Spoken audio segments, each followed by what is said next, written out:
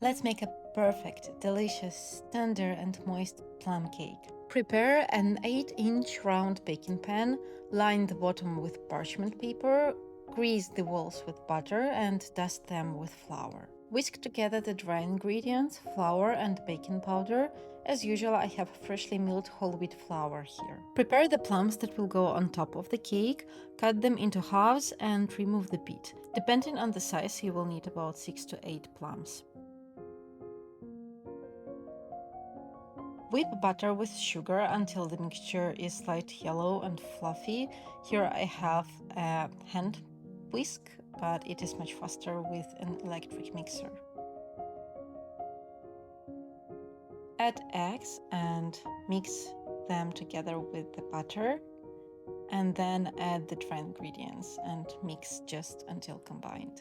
And we're almost done. It is very few ingredients, simple ingredients, just a couple of easy steps, and yeah, the batter is done. Transfer it to the baking pan, even it out, put the plums on top.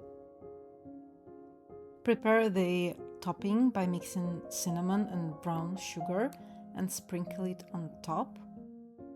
And transfer the cake to a preheated oven at 180 degrees Celsius or 350 degrees Fahrenheit for about 45 minutes until a toothpick inserted in the middle comes out clean.